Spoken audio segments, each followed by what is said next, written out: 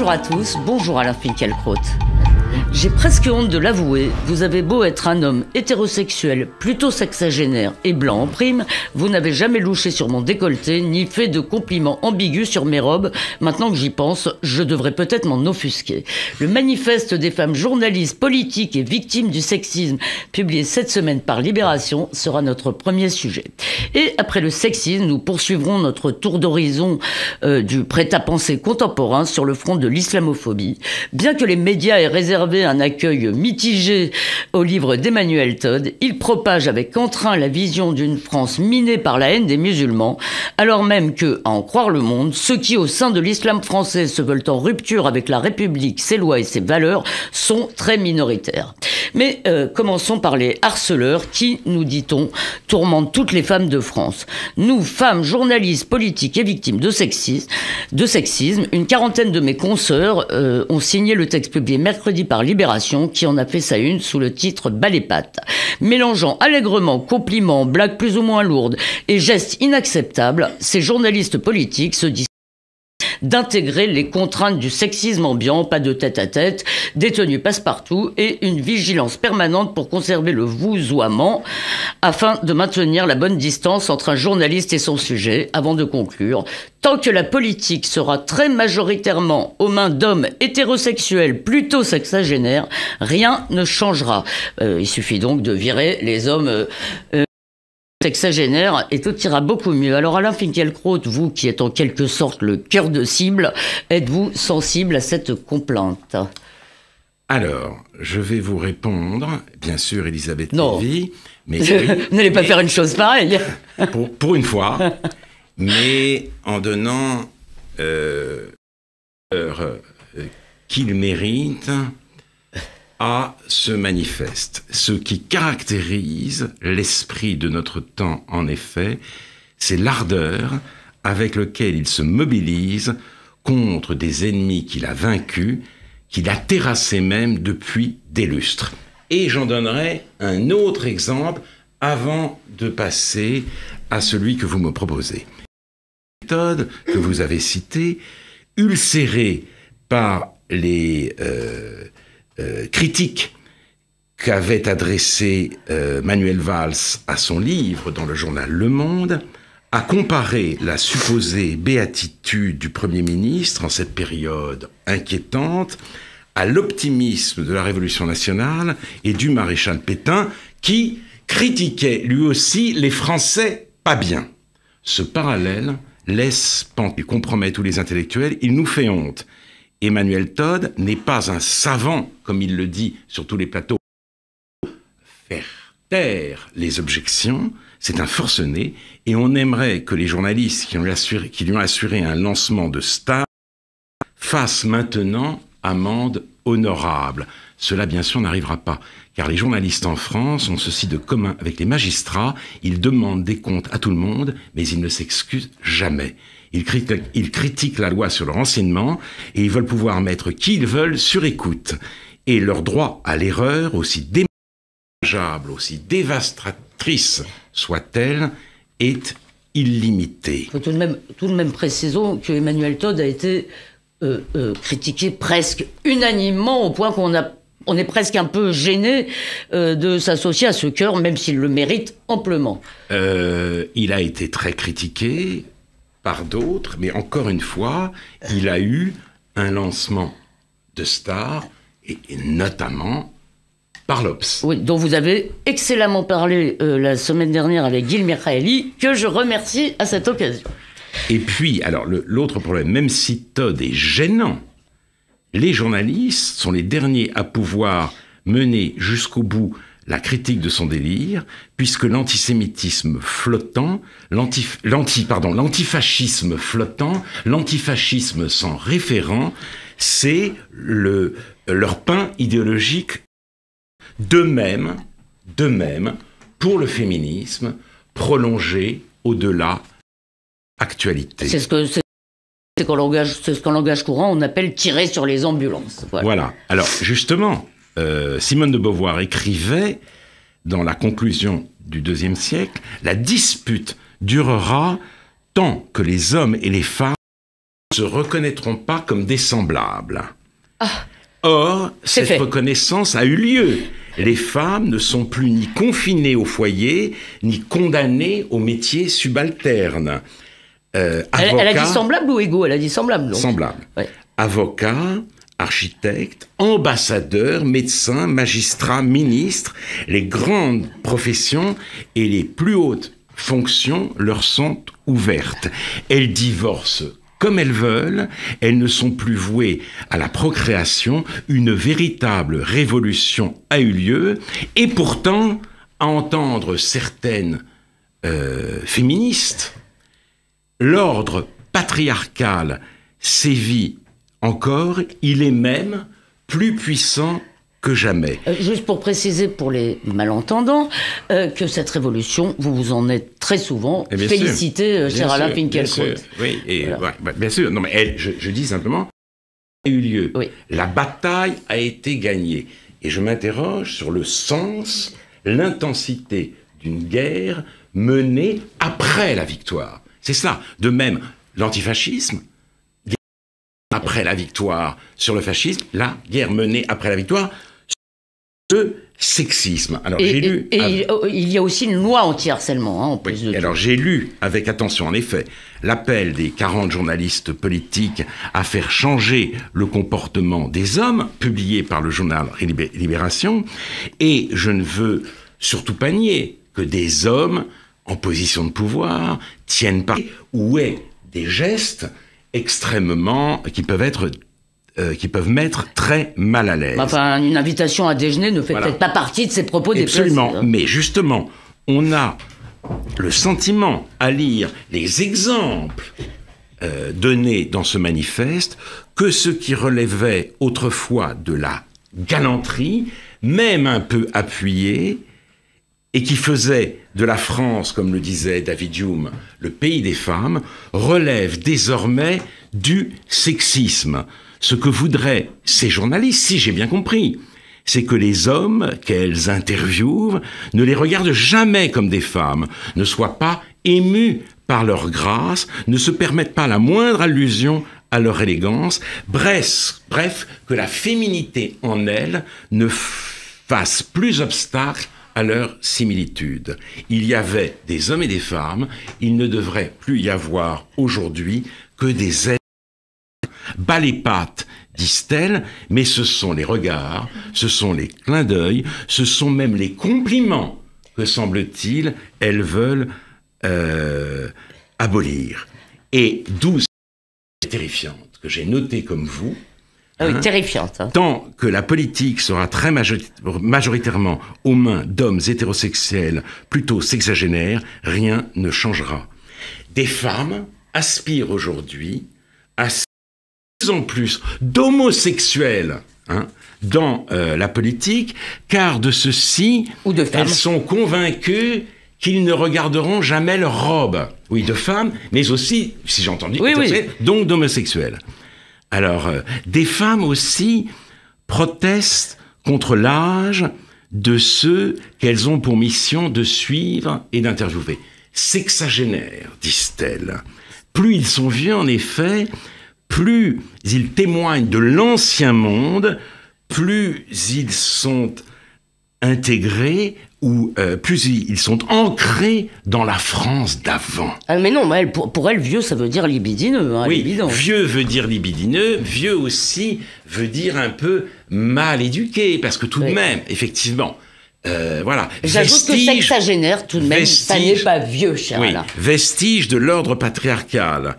Et cette haine du passé, cette certitude qu'avec l'antiracisme, la gay pride et le combat des femmes, nous sommes sortis du Moyen-Âge, eh bien tout cela légitime et même recommande une véritable gérontophobie.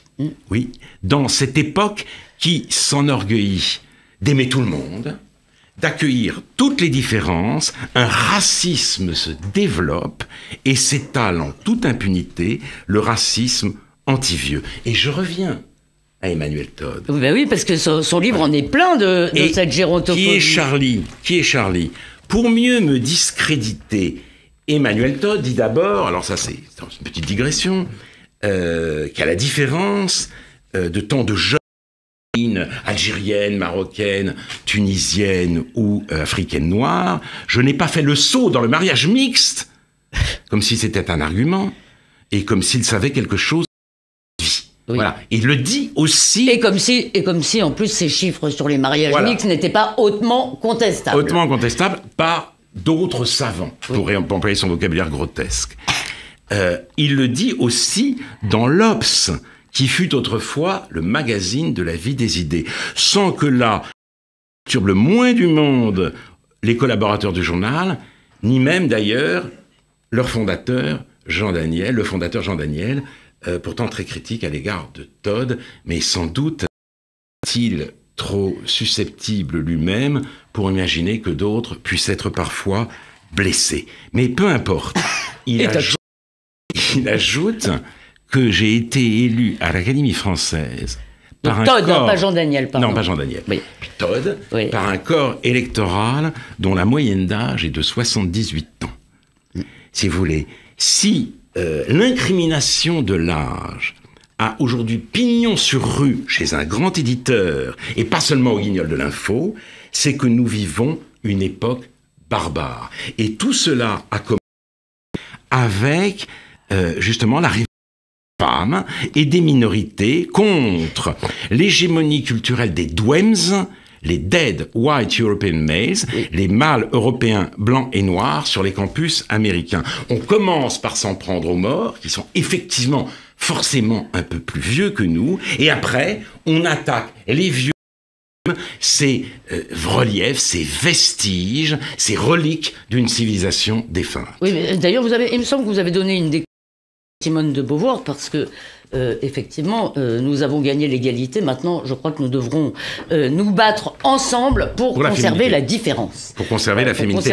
Et donc, justement, exactement, vous me devancez, là, Elisabeth Lévy. Ah, je ne l'ai pas fait exprès. Mais c'est très bien. En tant qu'hétérosexuel, hélas, sexagénaire. J'ai pas dit hélas hétérosexuel. En tant qu'hétérosexuel, hélas, sexagénaire, je m'estime calomnié par l'appel de ces journalistes. Et je voudrais continuer à vivre dans un monde où la reconnaissance de l'égalité entre les femmes et les hommes reste compatible avec l'émerveillement devant la féminité. « Ah, peuple différent, nation des femmes », écrivait Valérie Larbaud. Est-il un abominable machiste ?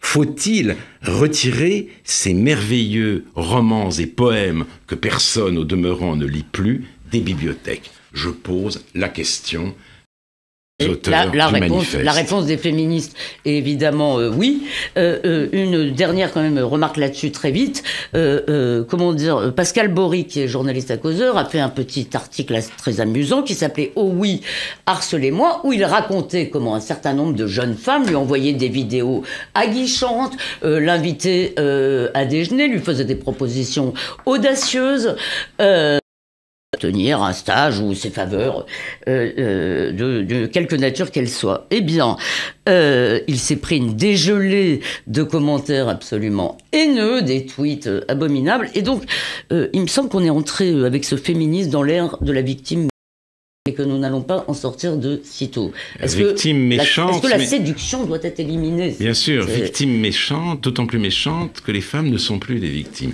Bien sûr, des poches de sexisme, de machisme, je ne le nie pas.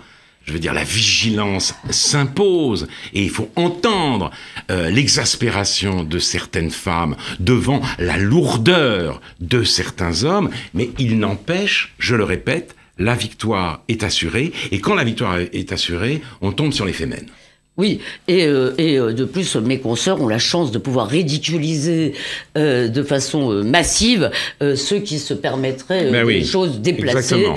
Donc, elles ont beaucoup plus de pouvoir évidemment. Que les hommes qu'elles interviewent. Et comme je l'ai dit au début, en effet, le pouvoir journalistique peut s'exercer aujourd'hui en toute impunité. Et moi, je me permets de dire que vous devez certainement, vous aussi, résister à des tas de jeunes femmes qui sont en admiration devant vous. J'en suis sûr. Elisabeth Lévy, mais enfin, ça me va droit au cœur. Je l'ai déjà vu, hein. Mais il est une accusation au moins aussi infamante que celle de Machi, c'est celle d'islamophobe, et celle-là est transgenre, transgénération, et jusque-là, elle n'était pas transpartisane. En général, c'est la gauche et la presse, c'est-à-dire un peu la même chose, qui dénonce l'islamophobie. D'où l'énervement sensible, donc jusque dans les rangs du gouvernement, suscité de Todd, et donc je passe sur l'accusation scandaleuse, vous en avez parlé, mais si le pourfendeur des catho-zombies suscite un tollé général, il semble que le toddisme, ou une partie du toddisme, continue à esprit, notamment au Monde, où on a eu le droit cette semaine à un véritable festival. Alors, comme nous sommes un peu en retard, je vais très vite, et je vous laisse parler de cet article intitulé « Islam, une semaine ordinaire en France », où, en gros, notre quotidien faisait un paquet cadeau avec Ménard, avec l'affaire des jupes, pour dire, évidemment, qu'il n'y avait qu'une petite minorité de musulmans qui était en rupture avec la République, alors que l'intolérance, le rejet et la haine gangrénaient toute la France. Alors, en effet, il y a une autre idéologie après l'antifascisme et le féminisme qui survit à sa victoire et qui se radicalise après avoir terrassé son ennemi, évidemment, et c'est surtout d'ailleurs l'antiracisme. Vous parlez de l'éditorial du Monde, daté, je crois, du 7 mai. Ouais. Cet éditorial est paru dans ce journal qui, au même moment, publiait son enquête annuelle, je crois. C'est l'enquête Ipsos sur les fractures françaises. Voilà. Qui dressait donc le portrait d'une France défiante, craintive et pessimiste. Non, il disait, je précise, ça m'a intéressé, il se réjouissait tout de même que la France soit pessimiste en général, car le pessimisme est un crime. Oui, le pessimisme, mais en même temps, il disait, l'image du Front National se dégrade, mais ses idées s'installent. Alors j'ai voulu savoir quelles étaient les idées du Front National qui s'installent, et c'est très intéressant. L'autorité est trop souvent critiquée, est une valeur trop souvent aujourd'hui. Donc, penser cela, c'est déjà témoigner de son adhésion ou de sa perméabilité aux thèses du Front National. Ah bah ils vont faire 80% alors. Il y a trop d'étrangers en France, on ne se sent plus chez soi. Alors c'est très intéressant déjà avec l'autorité, parce que ça voudrait dire que le bréviaire du fascisme aujourd'hui, c'est la crise de la culture d'Hannah Arendt. Et en effet, parce que... D'ailleurs, après Hannah Arendt, une critique a été entamée justement pour nous sortir de ce que Jean-Pierre Le Goff a appelé l'héritage impossible de mai 68, une critique de la confusion du magistère, le maître qui a de l'autorité, le maître qui exerce sa puissance. Et c'est d'ailleurs l'une des principales thématique de Totalité infinie d'Emmanuel Lévinas. L'ensemble n'est pas une espèce d'un genre appelé domination. Voilà ce qu'on dit aussi quand on parle de l'autorité, mais visiblement, tout ça, c'est déjà le Front National. Plus intéressant encore, le fait qu'on puisse penser qu'il y a trop d'étrangers en France. Lévi-Strauss lui-même à son compte l'idée d'un seuil de tolérance. Il y a dans toutes les sociétés un seuil de tolérance qu'il fixait à peu près 10% d'étrangers. Or, ce que nous dit cette enquête et surtout le commentaire, il ne peut pas y avoir trop d'étrangers. Mais il n'y a pas d'étrangers donc. Non, oui, mais il ne peut pas y en avoir trop. C'est-à-dire 10%, 30%, 40%, 50%, 60%, à partir du moment où vous dites trop, vous êtes Front National, vous êtes fasciste. Et donc, le jour où il y en a...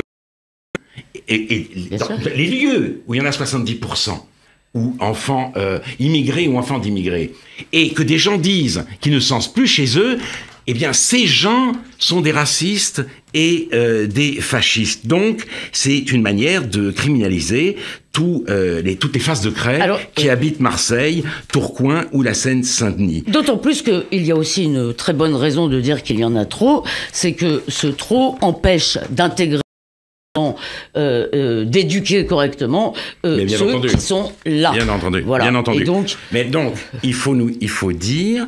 Voilà, le discours qui s'impose et qui n'a rien à voir avec la réalité, le discours idéologique imposé par l'antiracisme fou, c'est comme avant, c'est mieux qu'avant. Il y a deux versions. Il y a l'antiracisme modéré, c'est comme avant, et l'antiracisme vraiment radical et qui mérite notre admiration, c'est mieux qu'avant. Et paraît dans le même numéro ce merveilleux éditorial Islam, une semaine ordinaire en France. Une semaine ordinaire, ça veut dire les quelques jours atroces que vivent les musulmans français, parce que d'abord, ils subissent les statistiques de Robert Ménard. C'est-à-dire, Robert Ménard dit qu'il y a 64% d'enfants musulmans dans les classes. Eh bien, c'est Robert Ménard qui devient pétainiste lui-même, et personne ne se demande si c'est vrai. Et quelles sont les conséquences de cette mutation démographique sur précisément l'intégration et la transmission. D'autant plus, je précise aussi que ce comptage permet à tous les maires de mener des actions en faveur de ces populations. Bien sûr. Et deuxième souffrance, le lendemain, on apprend que on surveille les jupes des jeunes filles. Or, ce n'est absolument pas vrai. Si, on l'a dit la semaine dernière, si la jeune fille de Charleville-Mézières a été sanctionnée, c'est précisément parce que il y avait en elle une manifestation ostensible de prosélytisme religieux. Et dernier témoignage, islamophobie française, la mise en cause de la réforme de Najat Vallaud-Belkacem. Dans cette réforme, il est bien dit pourtant que l'enseignement de l'islam est obligatoire et que l'enseignement de la pensée humaniste, par exemple, est laissé à l'appréciation du professeur. Et il ne s'agit pas d'un véritable enseignement de l'islam. Il faut l'adouter. Il s'agit d'un enseignement d'un islam idéalisé. C'est-à-dire que c'est l'endoctrinement qui, aujourd'hui, doit primer à l'école, et que des gens protestent comme cela fait passer des jours terribles aux musulmans de France. Là, on est dans Todd, parce que Todd nous explique que le vrai problème en France, ce n'est pas la montée de l'islamisme radical, c'est la montée d'un nationalisme laïcard et républicain. Qui vient évidemment des classes moyennes et égoïstes. Je précise qu'il ne s'agit tout de même pas d'enseigner l'islam, mais d'enseigner l'histoire. L'histoire de l'islam. Oui, l'expansion de la civilisation, l'essor et l'expansion de la civilisation musulmane, et c'est déjà le cas en classe de 5e, et encore une fois, ce n'est jamais un véritable enseignement, parce que, et là, je voudrais citer pour finir Télérama, dont vous m'avez parlé. Oui, parce que Télérama, ça c'est extraordinaire et ça devrait figurer dans les archives de la soumission. Télérama nous explique aujourd'hui, alors que le grec et le latin sont en train de disparaître de notre enseignement, que le scandale, c'est qu'on n'apprenne pas assez l'arabe dans l'école. Pour intégrer, c'est une très bonne idée, bien sûr. Et voici ce qui est dit en conclusion par une mère lyonnaise. Être arabe dans ce pays aujourd'hui, c'est compliqué. À l'adolescence, ces jeunes sont en pleine quête identitaire. L'éducation nationale doit intégrer la langue de leurs origines pour changer l'image d'eux-mêmes que leur renvoie l'école. L'État a le devoir de s'en mêler. Changer l'image d'eux-mêmes que leur renvoie l'école. Si vous partez de ce principe, comment voulez-vous enseigner quoi que ce soit, et comment voulez-vous enseigner précisément l'histoire de l'islam? Ce n'est plus d'enseignement qu'il s'agit, c'est encore une fois d'un endoctrinement pur et simple. Et ça va très bien avec ce que vous avez ici même expliqué sur la réforme des collèges, où il s'agit de s'inventer, d'inventer des mondes, de se réinventer, et toutes sortes de sornettes. Alors la justice oblige à préciser que Le Monde a publié ce week-end un texte de Robert Walser, cette gauche qui n'ose pas critiquer l'islam. C'est Robert ? Oui. Non, Michael, pardon. Oh là là.